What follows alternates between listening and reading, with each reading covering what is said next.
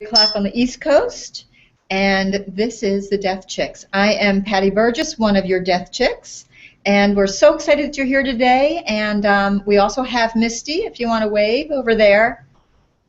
She's the one that looks like a Misty. I don't think our guest looks like Misty, but he is cute, I will tell you that.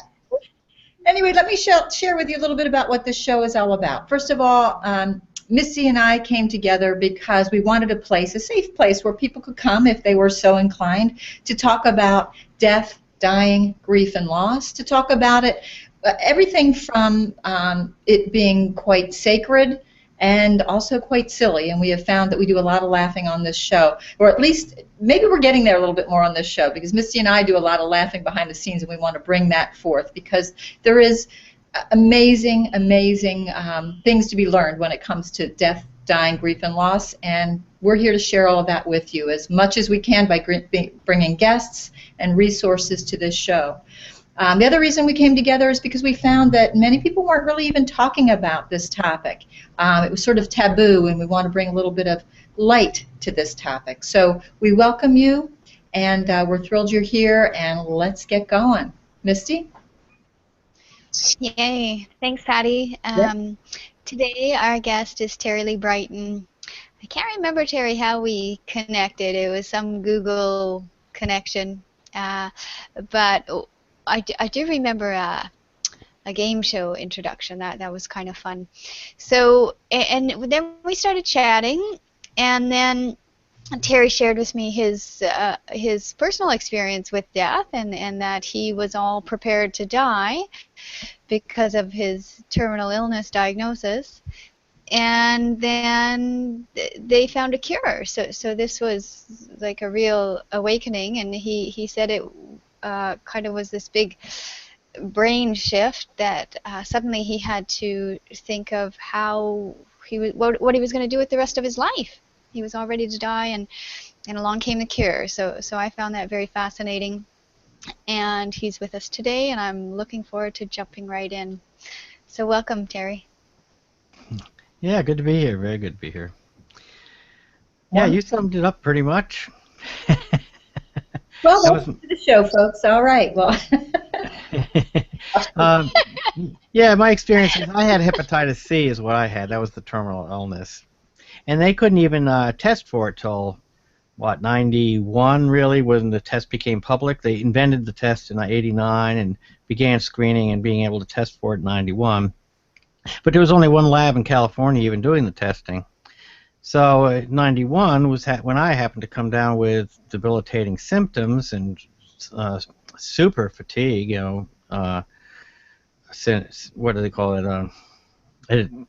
Something fatigue syndrome. And but I had no energy, and I kept getting like knocked out, and it came in waves. And so I go to the doctor, and of course there's no test around the doctor I'm at in the East Coast, and so no one was sending off my tests to any West Coast lab to get checked for that. So they tested me for a million other things. So I went for like a couple of years where I'm just being told I got everything under the sun that I didn't even have symptoms for, because they would give me titer tests, and a titer test just looks for antibodies that might be present in your bloodstream that would attack a specific kind of illness. But the thing is that these viruses mutate so much. You can have a virus you never even had a symptom from, but it has the same basic keys on the outside, the same pattern on the outside of the virus, and so an antibody was created for that, thing you didn't even get symptoms from, but it happens to be the same pattern that they're looking for in these titer things, same antibody type pattern. And so I got all these misdiagnoses. It wasn't until I was like really, really sick and moved down south, in fact, to get away from winter, that a hospital in North Carolina actually did take the time, and the doctor looked at my symptoms and said, well, I wonder if it's this Hep C stuff, and sent the lab test off to California, and it came back where I finally had a name for what I had.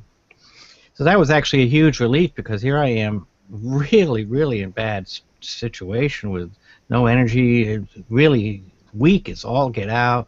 It's like having mononucleosis, just having no energy. And that's the way it expressed itself in my body, that is. A lot of people have Hep C and never even get a symptom. You know, except for the symptom of their liver finally just falls out from under them.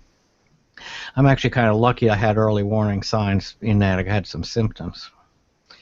But so then I'm finally diagnosed, but of course there's no cure for this thing either. They only just discovered the disease exists.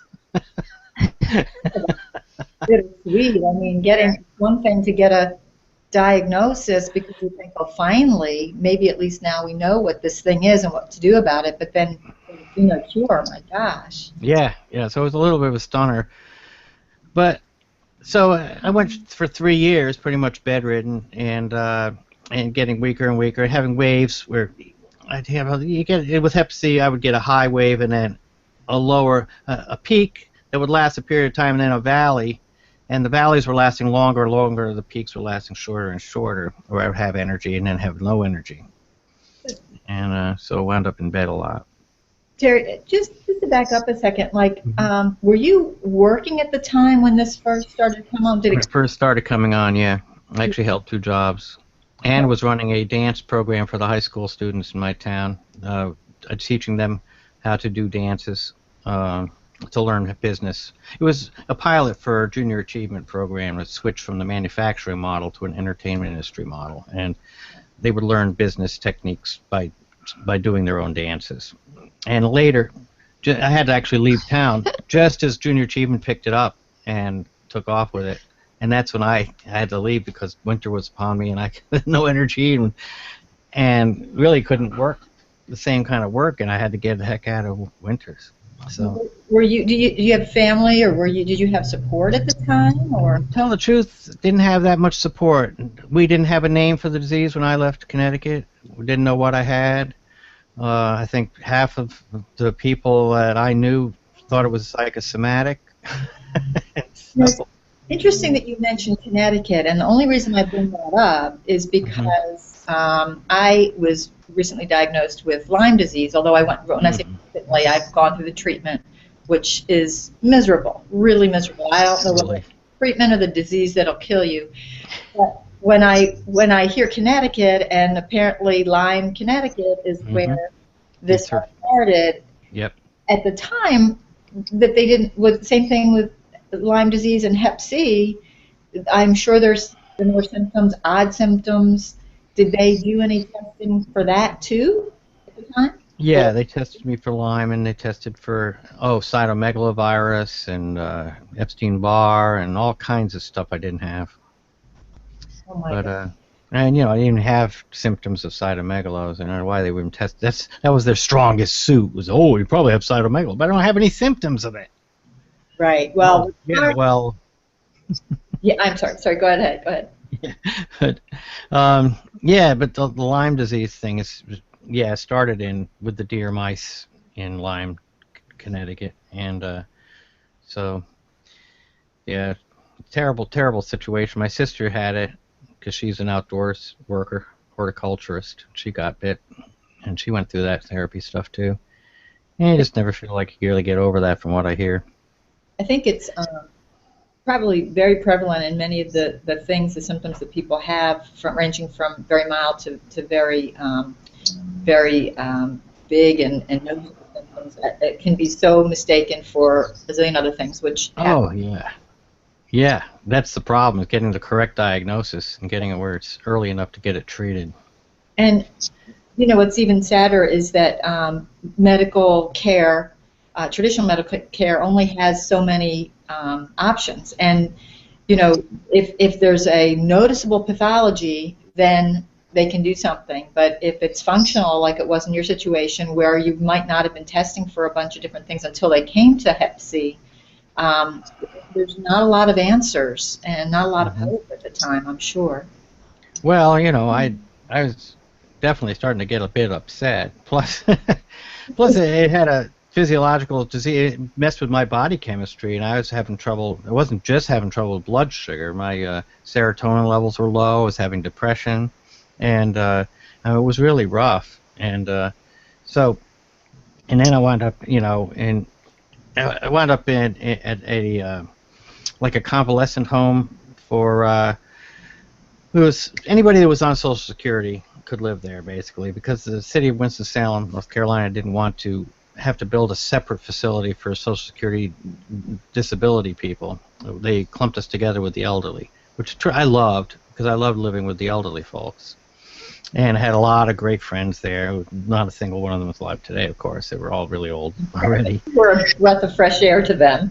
Yeah, it was fun. And I started a computer club to bridge the digital divide with these folks, because they never had a computer and knew nothing about the computer world. And so I got donated a ton of computers over several years. I fixed up about 135 computers and gave them away and taught people how to use them. And mostly they would play Wheel of Fortune on them and stuff like that. But we're talking 386s and 486s, some real old machines. But it still was just, I remember when a 386 was incredible. And so for them, it certainly was. And I remember that was like a big deal. Mm-hmm. Oh, yeah, and I fixed them all up with all kinds of software on them for writing and games and all kinds of cool stuff. So it was fun. And we wound up with a computer club. So even though I was sick, I would get downstairs once a week with some help and teach a class. I had about 25 people pretty much all the time in the beginning taking these classes, and I'm actually teaching senior citizens DOS commands here, folks. So that's amazing. Yeah. That's really amazing.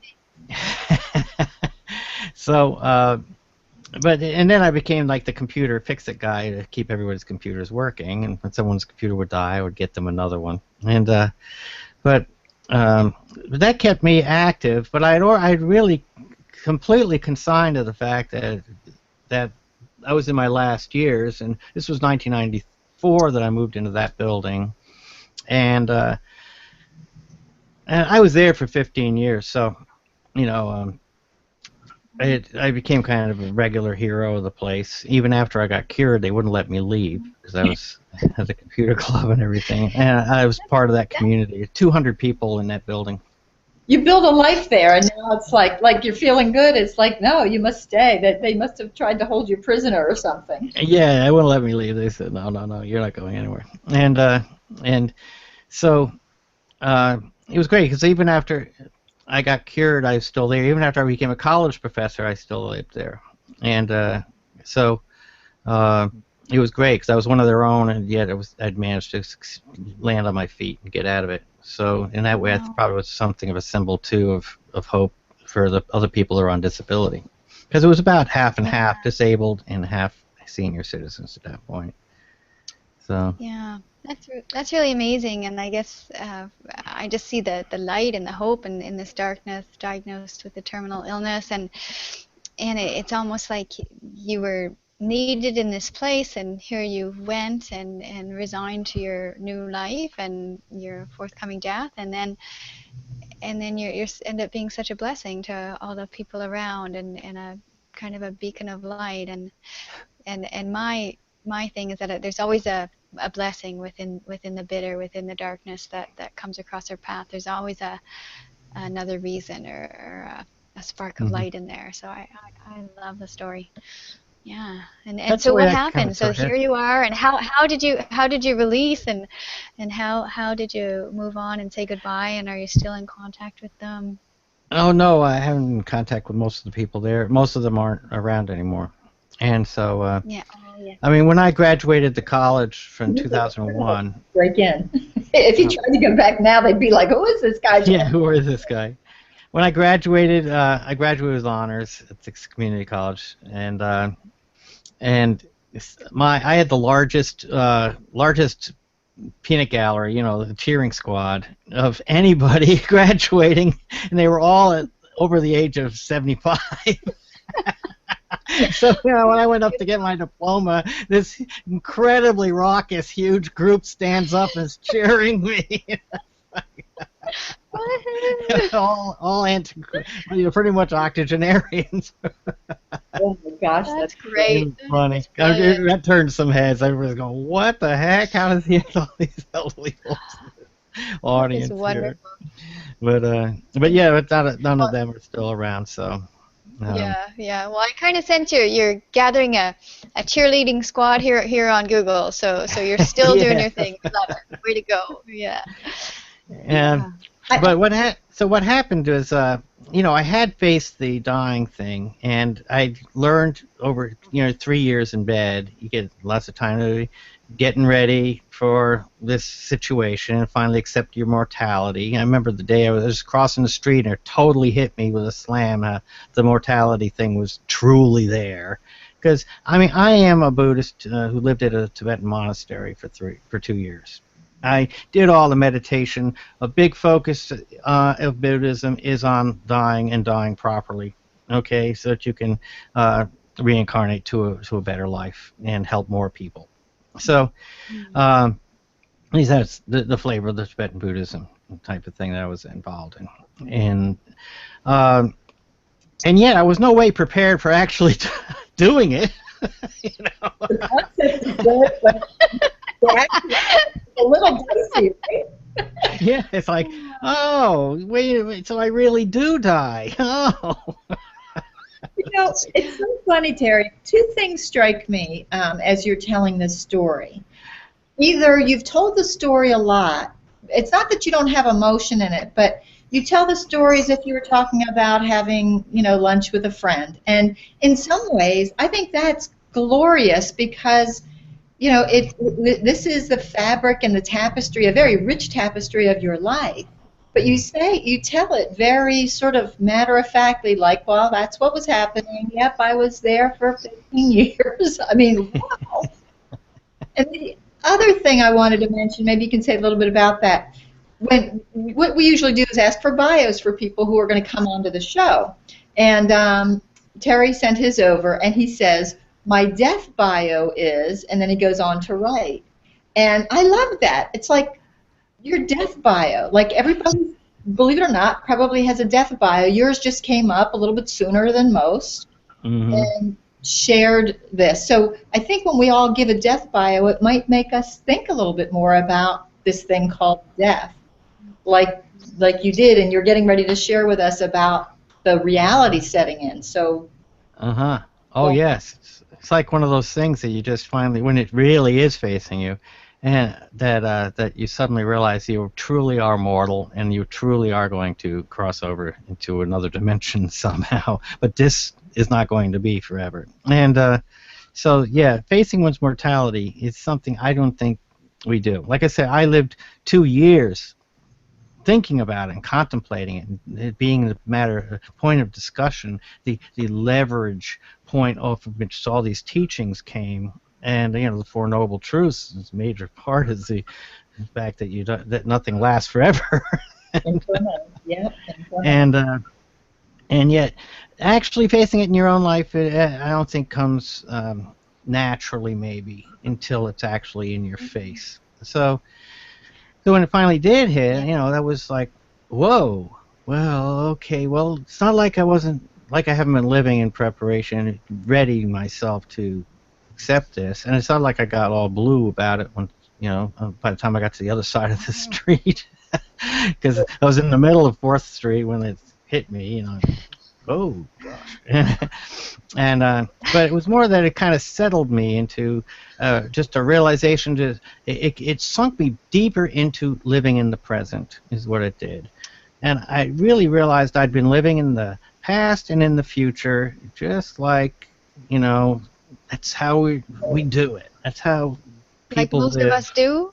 Yeah, like most of us do. I wasn't, and yet I had been learning to be in the present and learning to be in the present just as a matter of fact, the fact that I seldom was able to get out of bed or go anywhere, and had my computer club, but when I got out, I would make the most of it. I was involved in the internet since '94, and so I was contacting people and having a social life on the internet too back then, through text. But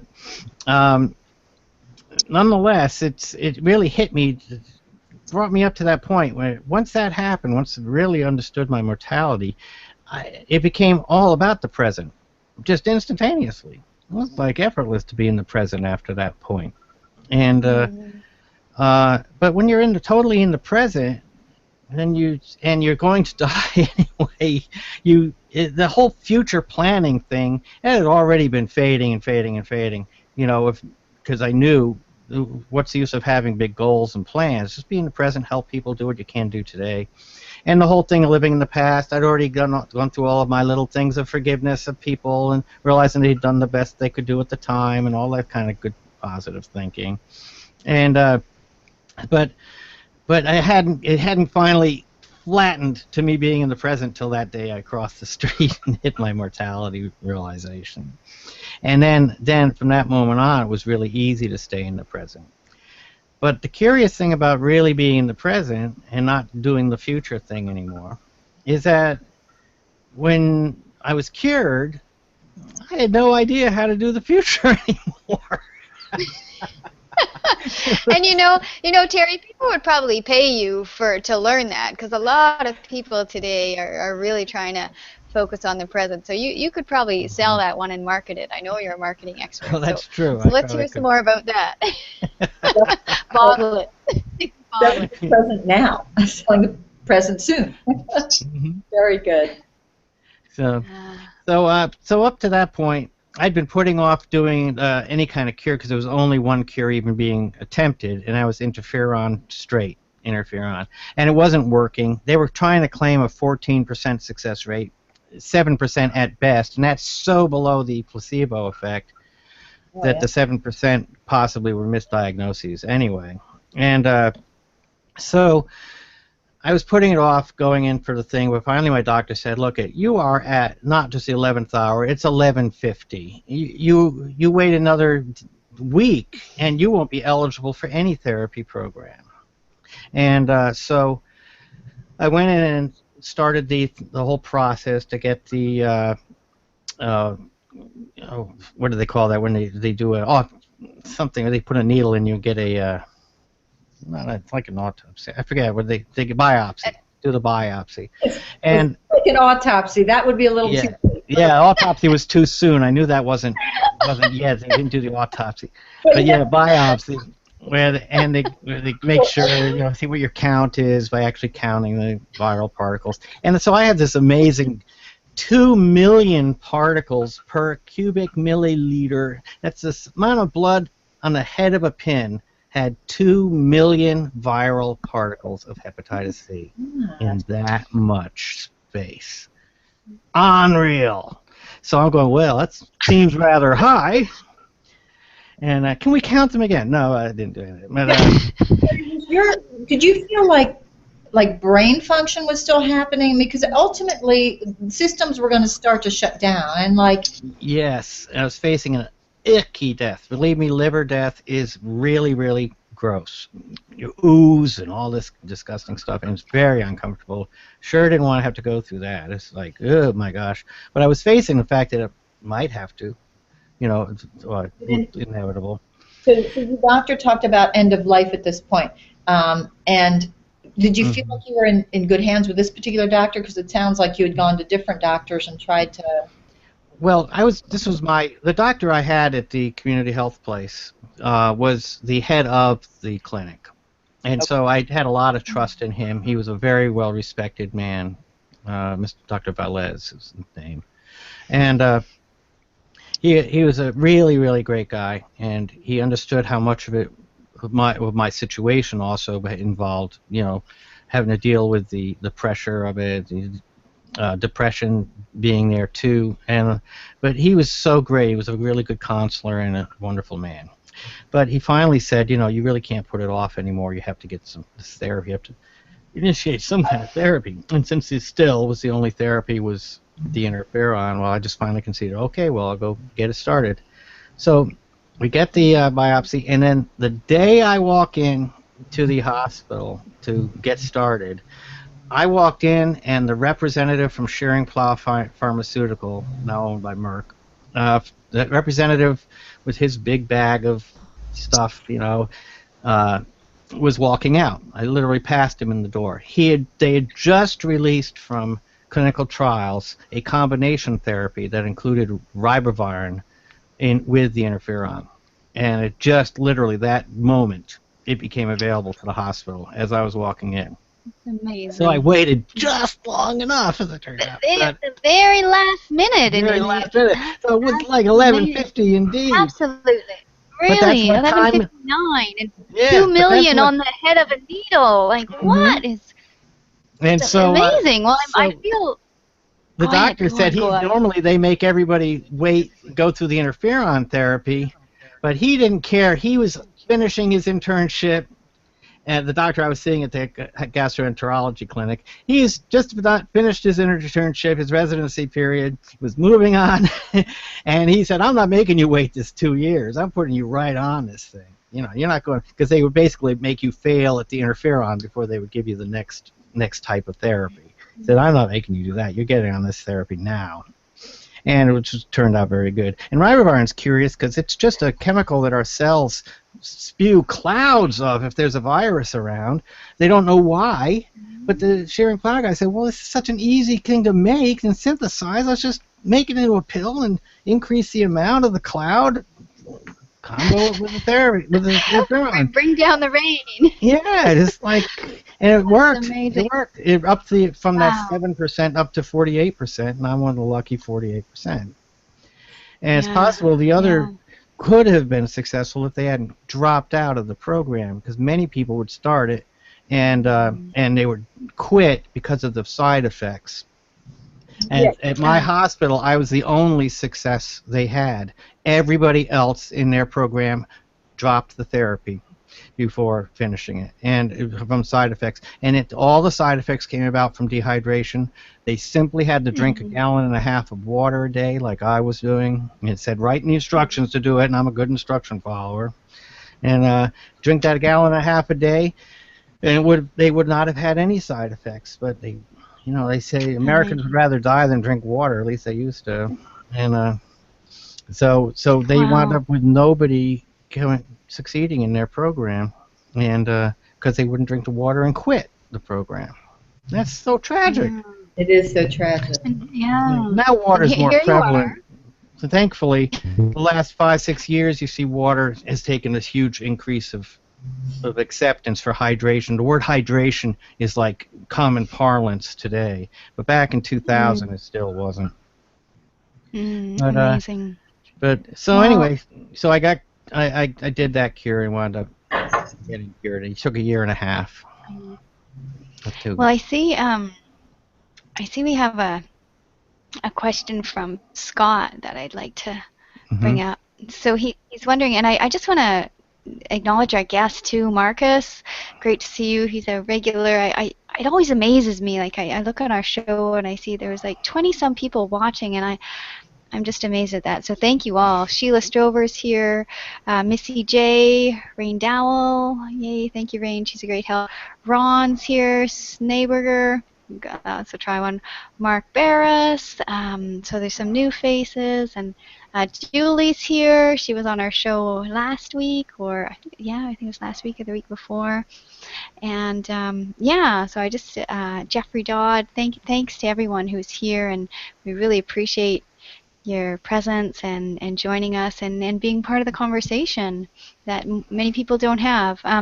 So here's the question from Scott, and it says, so Terry, do you feel over it in terms of facing your own death, or do you think you'll have to go through the experience all over again when you face your next mortality? Oh, excellent question. No, actually, as it turns out, I'm never going to die. So it's such a relief, let me tell you. I've had a complete change of heart about the whole thing, and now realize that I can be in denial all over again. So, great. No, it's truly. I definitely. I think once you cross over that little crossing point and realizing your mortality, it's really hard to stop thinking that way. But I can see how you could go back to taking it for granted, because the social pressure society is very much towards not thinking about it and being in denial about it, setting goals and having a future and being a success and a career and all this stuff, and everything's so future oriented that you can get swept up in it and stop living in the present very easily if you get swept up in it. It's like a cultural tide. Absolutely. I'm sorry. Go ahead. No, go ahead. Oh, I just wanted to bring up Mark Baris. I hope that's the way you say your name. I wanted to put up on the screen what his quote was, which is, "In a world where death is the hunter, there is no time for regrets or doubts. There is only time for decisions." Carlos Castaneda said that. And I thought what's so interesting about that, Terry, is that, you know, even though it felt like you were sitting and waiting to die, there were some things that were happening, and especially at the last minute, there were some very specific decisions, like your doctor saying, "We're not waiting," like you drinking a gallon and a half of water, like you making sure that this was it for you. This was your last option, and it sounds like to me you had made some peace with it had it not worked. And anyway. Oh yeah, that's for sure. I'm still seeing that notice over your face. Let me the comment tracker is not still turned. There we go. Okay. There we go. I'm great job with comment tracker, Patty. I'm trying. Try it. Well, yeah, it's true. It's even I faced every day that this might not work. But then again, when I started it, I was only 3 months into that therapy, and I could feel blood sugar returning to my system. It felt like it would happen in like cycles of release, of like cycles of healing. It wasn't just a slow, continuous thing. It would hit a sudden thing and then be on a plateau for a while. And when those little bursts, those little sudden things happened, I felt like I was walking on cloud 9 because it was happening like within minutes, and I suddenly feel like, whoa, I feel like I'm strong again. And by relative to what I had been, I certainly was. But it took about a year to get up to where I had strength where it was easy to get up and walk around, and actually go places again. But I could feel that it was working, and so as a symbolic act, I contacted the vocational rehab people, and there was a clause, a curious clause that nobody took advantage of back then, that I could discontinue my disability because I was on full disability.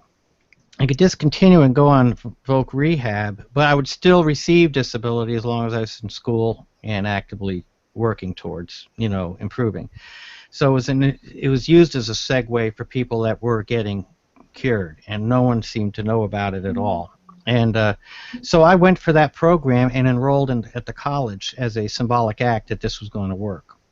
And so symbolic acts are a good thing to do. It doesn't mean you've accepted this is going to be. You're just creating a symbolic act that, as if it were so, you're accepting this as a symbolic act that it might work. And going ahead as if it's going to work, and moving on as if it's going to work. So, because otherwise you kind of blew, say, "Oh, this ain't going to work," but that's a glass half empty. Yeah, that's right. Yeah, and I think it was one of in the comment stream earlier. I think it was it Jeffrey Dodd, who mentioned the Napoleon Hill and just the whole idea that we're hearing a lot more of these days about we're co-creators of our life and what we think becomes things, and I really like how you, as a symbolic act, so you took that step forward, and that was your signal to God, the universe, and everything that you're ready to stay with life. Well, I did feel like it was definitely I believe in symbolic acts as being a statement to your inner psyche and subconscious and the whole mind-body connection that you're expecting this to work out, and especially when you connect it with a positive good, a positive outcome that's going to be helpful for others too, not just for yourself. And so I did that. That was my focus on doing this symbolic act thing, was that this was going to work out. I was going to accept going to school as if it was a job. I was going to do my best for my employers, my teachers, and as I was doing for the pharmaceutical company that was, for the first year, gave me that medicine. That was $500 every 2 weeks, worth of medicine. Shearing Plow gave me that medicine till the Medicaid, till it was included on the list because it was brand new medicine, and it took a year for it to become covered by Medicaid. And in fact, oddest thing I discovered only about a year or two ago. I had a friend in high school who, was a really good friend. I knew her older brother really well, and Leigh was an underclassman, and I think it was her younger brother wound up working for Sharing Plow, and it was he that developed the Commitment to Care program that was responsible for providing me with the medicine that cured me. Wonderful, eh? And this is the strangest connection. And so Leigh told me later that they were at a family reunion, and she had just learned about this thing of how the Shearing Plow connection, and she told him, and he broke down in tears because he knew who I was. That Terry Britton guy was in all those bands and everything in high school, and it was the first real connection with an actual person he knew in life that had benefited from his program. And so I was like, awesome, wow, what a connection. And but yeah, lots of pharmaceutical companies have programs that they provide these medicines that are expensive to people that can't afford them, or for that year while they're waiting to get on the list for Medicaid. And so it wasn't, but he was one of the early proponents of such programs. His program with Sharing Plow. But that, if they hadn't done that, I wouldn't have been able to be on it. And so yeah, he saved my life inadvertently. He didn't know he was saving Terry's life. But so now here I am, all cured and getting cured and stuff, and I got the positive attitude. I'm doing the positive mindset stuff, sure. And but I kept a positive mindset even while I was sick, because I was helping the elderly people there and the people in my community. Staying active, and it's just my way, because I knew it was either that. I do admit, the first year, I was the Grouch. I was Mr. Grouch. I was Oscar the Grouch all over the place. I went through that first year of anger, like in the Death and Dying thing by Kubler-Ross. Yeah. Where she points out the 4 stages, and you don't necessarily do them all in order, but usually one of the first stages is denial, second stage is anger. And I went through that anger thing of, I was really grouchy and grumpy, and but I finally got over that. I kicked myself and stopped, you stupid idiot. Well, that's a great question, Terry. How did you? In other words, when that time hit, or you were in this really big pit, how did you? What was that mindset that started to bring you out, so that you could then contribute not only to your own healing but to others' lives? What would you say you did, or what was the mindset? I think part of it was that I was on the internet. I was in bed, stuck in bed. I had a 286 computer I had found on the street, and I found a 1200 baud modem and connected it to that thing, and found the first ISP in Winston-Salem was an old bulletin board guy, and he had a telnet connection into his system, so I could use links as a browser from a 286 with a 1200 baud modem. I had a better modem in my Commodore 64 back in. It would take like 3 hours to get a message out, like with just hello or what? It was all text. It was all text, so there were no images or videos or anything. But through that, I was connecting with people and at various forums and stuff, and had begun reaching out. And I think the difference, it helped kind of wedge me more in the direction of being in the present and not being grumpy, and because it gave me an avenue to answer questions and be helpful to people in a forum and stuff like that. And so I think that side of me just helped get amplified by the fact that I was participating in forums and answering people's questions and stuff anyway. And so that's a place where the internet definitely helped me in terms of helping me get through it, because it gave me an outreach thing when I really was stuck in bed, So, but yeah. it gave me that other world to have a relationship with. So I had a contact with a community. Yeah. And also that was the year I started the computer club. And that gave me connected me to my building, the community I lived in, with 200 people in it, and so So that also helped lift me out of that kind of doldrums. Getting involved in community really helps a lot to get through those two stages. And I Yeah. imagine, when you have an illness like you did, or any kind of illness really, it can be very isolating. And when you don't feel like you want to connect a lot of times, it sounds like the internet was wonderful because you could show up just as you were. You didn't have to get out of bed. You could lay there in bed. Mm-hmm. And it sounds like the next level was your community where you did maybe have to get out of bed a little bit and be a little social. And, that seems like it kind of learning those things all over again. Yeah, and of course then I got donated something like 50 computers from Sarah Lee Hosiery at the time, and so I had to fix them up because I'd committed to my friend who hooked me up with that thing to fix them up and give them out to the folks, and then the computer club was born out of that sudden emergence of all these computers being in my apartment. Oh, it was wall-to-wall computers. There was nowhere to walk. But the healing began. Yeah, but that really helped start the healing going on. It gave me something to do. Yeah. I think that's a big part of it. When we're down and suffering or facing death or facing a death of a loved one, there's the isolation and there's that sense of loss and you don't know what to do. But when you have that something to do, when you have that community, even if it's a virtual community, it somehow helps to keep the life strings Well, jingling. I know precisely how it does. It keeps you in the darn present. I think I have a feeling that anger is because you have to give up the past and future orientation that you used to live off of. And it's part of the withdrawal symptoms of giving up your future life.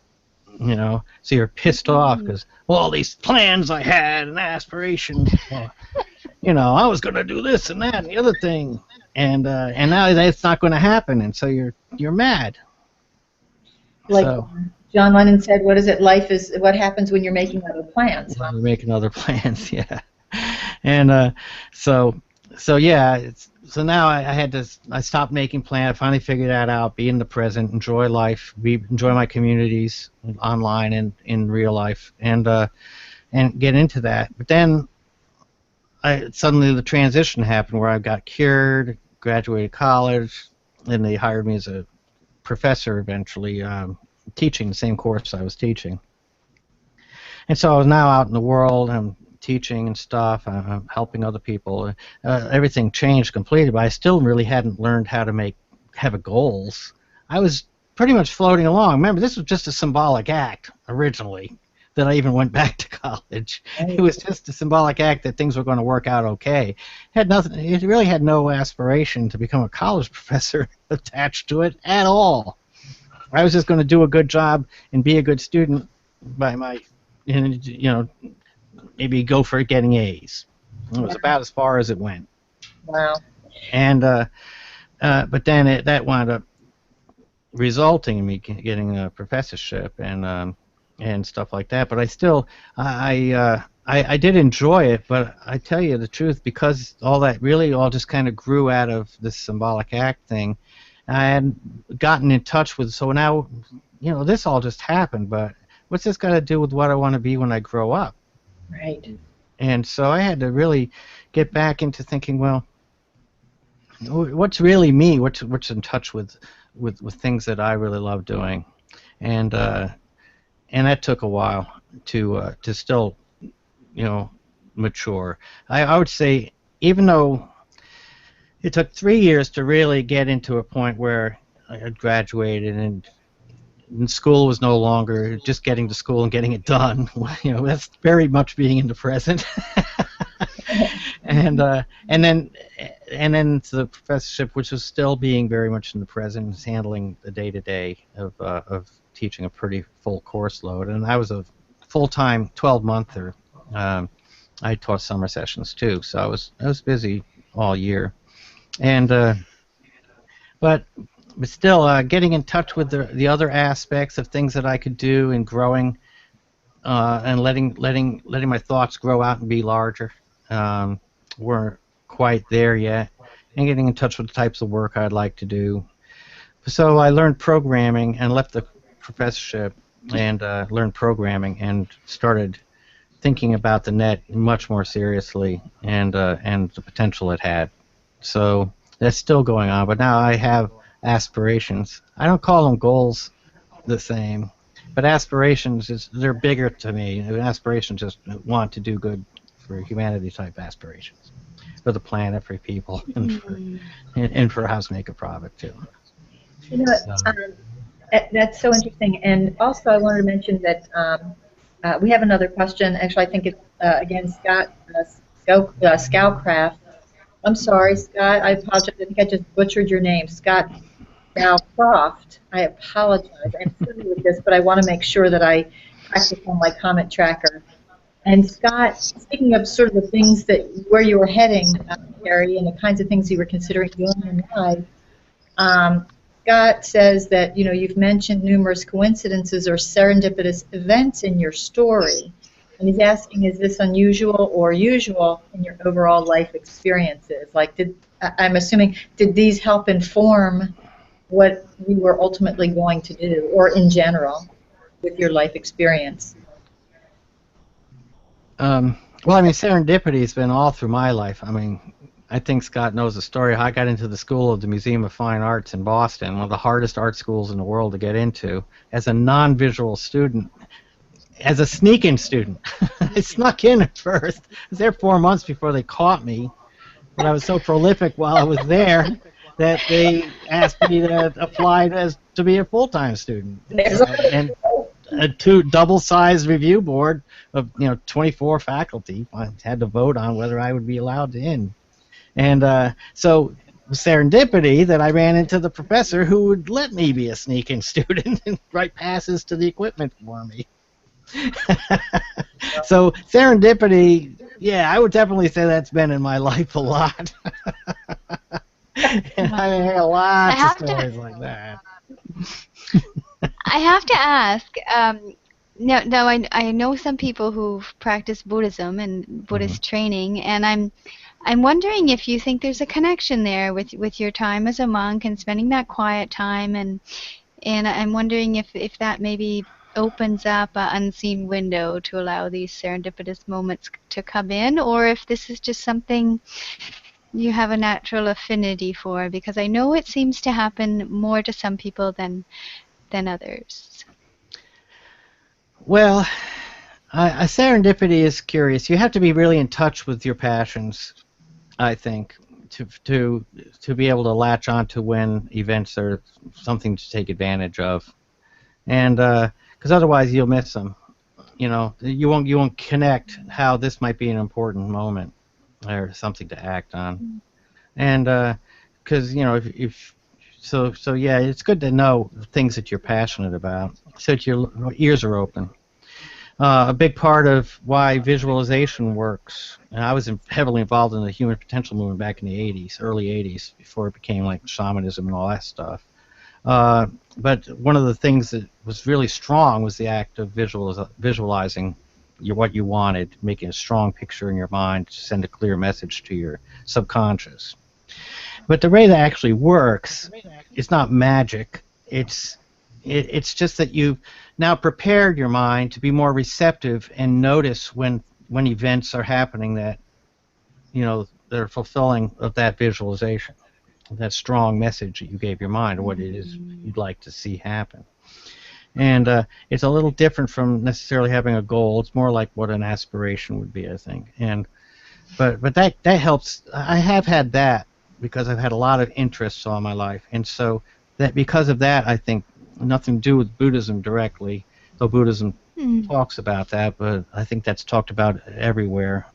When you say ask and you should receive in Christianity, you're still talking about the same thing. You've created a visualization. You've done the act of asking.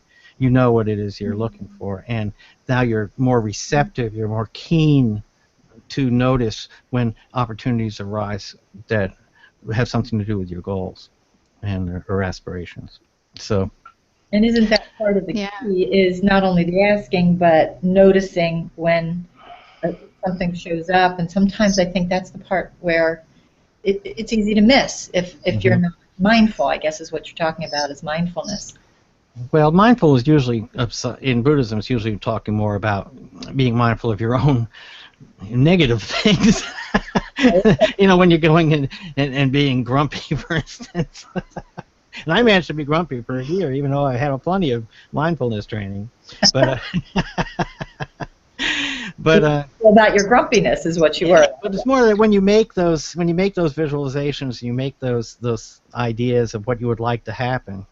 It opens up your sensitivity to your surroundings. It just makes you more sensitive to your surroundings, of what's going on that might have to do with your interest. Like I remember, you know, the way I got into museum school had nothing to do with ever wanting to go to the museum school. I didn't want to go anywhere near that place. That was where my two friends were going. They were painters and sculptors. They were painters, you know, they were visual artists. I'd helped them move up there. But I went to visit them in January, and they gave me a tour of the school, and it's all the floors of the painting studios and sculpture studios and wood studios and blah, blah, blah. And we got to the top, though, and there was a synthesizer studio. And now you're talking my kind of stuff. And I'd never had my eyes on a real synthesizer before, 2 of them, and 2 quadraphonic recording decks and 4 speakers. And I mean, this is a little teeny weeny room, and it had this equipment in it. But now I'm interested. Ooh, wow, wait a minute. And I had to talk with whoever was in charge of that department. I seeked him out. It took me 40 minutes to find him because he was going up these stairs and I was going down those stairs, and finally found him. And we talked for about 45 minutes, and it was like a little teeny triangle, me in this gigantic pyramid-sized triangle, but we had all the angles in common. And so we really meshed, and it was through that now I did have a bit. I would love to learn how to use a synthesizer. So when he said, screw the administrative BS, if you want to learn how to use electronic music, you know, just come to Boston. I'll bring you in as my student. So, Partner in crime. yeah, so. Amazing. Well, But Greendale, there was no she goal says, before that. yeah. But somewhere in there, I'm guessing there was a passion. Mm-hmm. It's brilliant, brilliant story. Greendale, she says, Terry, you've achieved Yoda status. He said he won't die. He's achieved Yoda status. So there you go. You've been marked. That's right. I love it. Thanks, Rain. Great, man. That's great. Well, you know, there is that subject, though, of the reincarnation thing, and the attitude that somebody who contemplates that being as a possibility, they may have a slightly different relationship to the some of the big fears about it. You know, like if you're worried that you're going to go to some place or you're going to burn for an eternity, I think that might be a bit of more consternation and concern to somebody. Whereas if you're thinking about reincarnation and the orientation being to prepare yourself for this so that you'll get through and be worthy of a better rebirth so you can help more people, it's totally different orientation to the whole subject. You know, it's like, wow, you know, one's a wall that just looks like, boom, you're driving this car, you're going to hit it at 120 miles an hour, you know, whereas the other looks like there's no wall there, you're just going to pass through over this, you know, this invisible border between from one town to another. And so that veil that we often talk about between worlds. Yeah. It feels like there's a Cotton Continuum, I guess is the way you would put it. And so which I think people have really deep faith in the other religions that Buddhism's not really a religion, it's a way of life, but I guess you could say the death approach could be construed a religion. I pretty much borrow that from Hinduism. Nonetheless, it's the ones that believe in a heaven or hell afterlife. Of course, they're hoping they're going to get to heaven, and they're doing everything they can for that kind of a thing. So for them, it probably feels like a continuum, just passing into a different type of a state that's a happier state in most of their minds. And I saw a quote just the other day that said, "Everybody wants to get to heaven, but nobody wants to die." So, right. Even though it'd be so much cooler, the supposedly, just be such an awesome state. If I were made to play harp for an eternity, I'd be pretty pissed off. But nonetheless, I'm a keyboard man. Okay, there better be keyboards. I was going to say, it's the size of the right?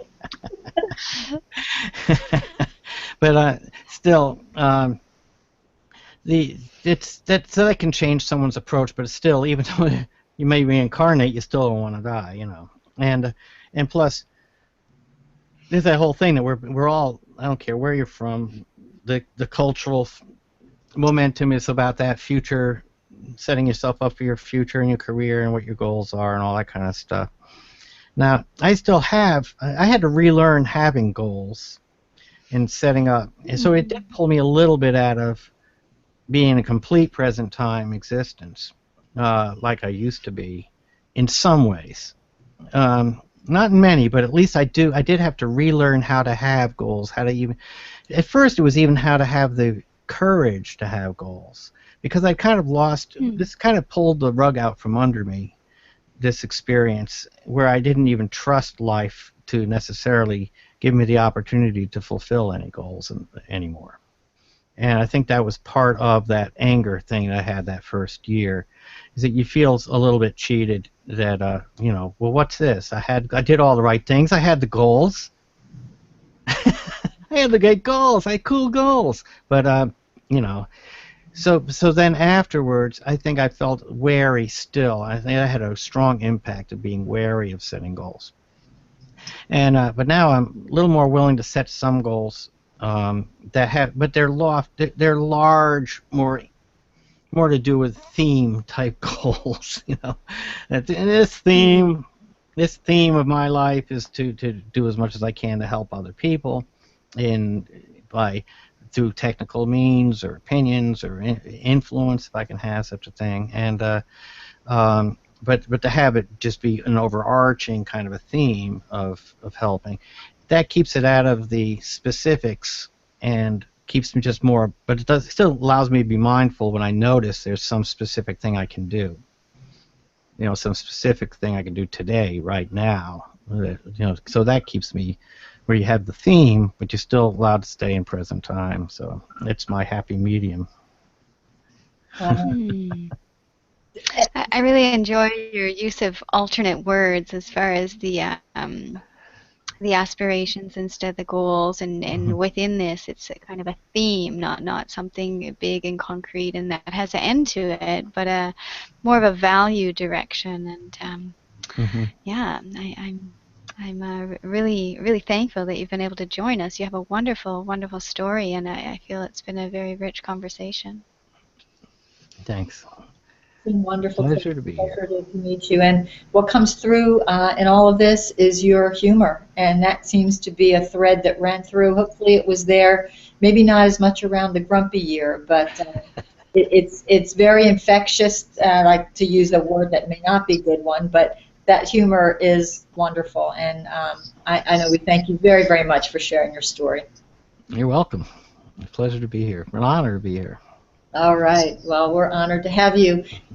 So I think that brings us to right about 4 o'clock. Misty, I think we're going to wrap up, but wanted to, again, thank you and thank all of the folks. I see Julie Sager-Nuremberg, who was our guest last week.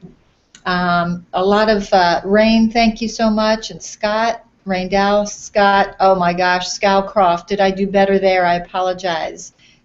Sheila Stover, Mark Dieterle, I see, Mark Baris, and I'm hoping I'm catching everybody. Missy J, thanks you so much, you guys, for stopping by and spending some time with us. It's been a real pleasure.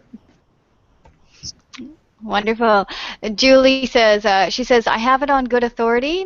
You get to choose your instrument, Terry. And she's chuckling at that one. So great note to end on. Everyone, next week will be Patty and I's last show of our first series, Dipping into Death. We'll be on next week. We're going to take a 2-week break, and then we'll be right back with you. So thank you. Terry, thank you so much. I've absolutely loved this, and let's keep talking about it. So keep this conversation going after the show is over. Bye for now, everyone. Bye-bye.